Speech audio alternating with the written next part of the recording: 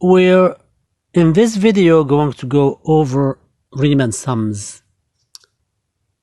First, we need to introduce the summation notation, the sigma notation. This is the Greek letter sigma.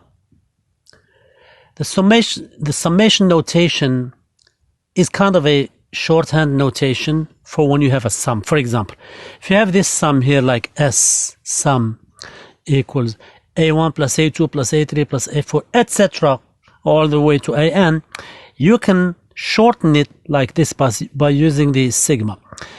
Summation of AI, I equals 1 to N. And what that means is this is called the lower limit and this is called the upper limit.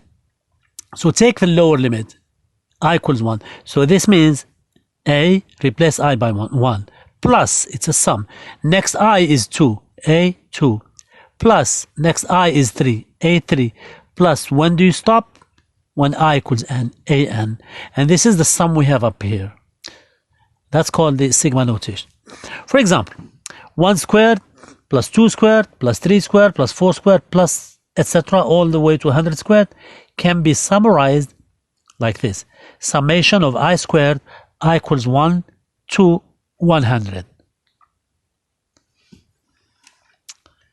1 plus 2 plus 3 plus 4 plus etc. all the way to 100 can also be written like this. Summation of I equals 1 to 100. So I equals 1, that means it's 1, plus next I is 2, plus 3, plus etc., 4, plus etc., all the way to 100. And we'll show how to calculate these sums in a short time.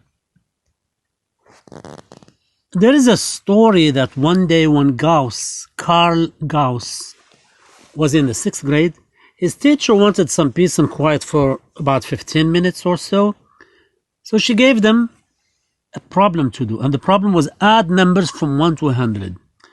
But to her surprise, within a few seconds, Gauss raised his hand and he gave her the correct answer, 5,050.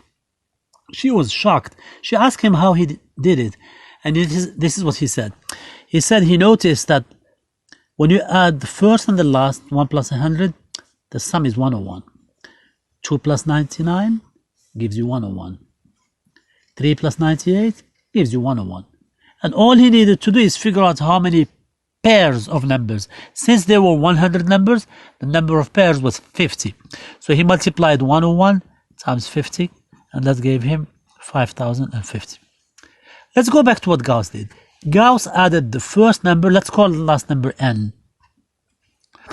So he added the first number plus the last number, N. And then the number of pairs was N over 2. And that's it. And this became his formula. 1 plus N times N plus 2. So whenever you're adding numbers from 1 to N, here's the formula. The summation of I from 1 to N is N times N plus 1 over 2. And N can be anything. So this means 1 plus 2 plus 3 plus 4 plus 5 all the way to N. So for example, what he did is adding numbers from 1 to 100. And that gives 100 times 100 plus 1 over 2 because N is 100. That's 5,050. There are some other formulas. Summation of I squared from I equals 1 to N is N times N plus 1 times 2N plus 1 over 6. And here's an example. Add numbers from 1 squared plus 2 squared plus 3 squared plus all the way to 90 squared. All right. So N equals 90. Plug it into the formula here. So it'll be 90 times 90 plus 1 times 2 times 90 plus 1 over 6. And that comes to this large number here. 247,065. The next formula is the sum of cubes. 1 cube plus 2 cube plus 3 cube, etc. Here's the formula.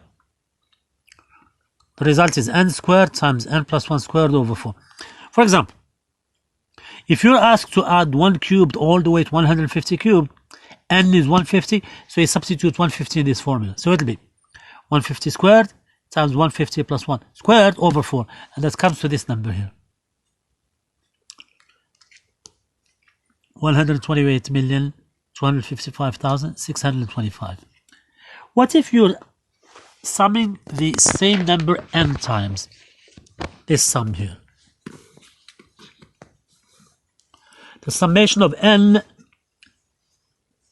okay, the summation from 1 to n of c. So that means c plus c plus c plus c plus c plus c. How many times? N times. This is equal to just n times c or c times n. For example, if we wanted to sum from I equals 1 to 50, then number 4, so 4 plus 4 plus 4, etc. 50 times, this is just 4 times 50, which is 200. That's how you apply this sum.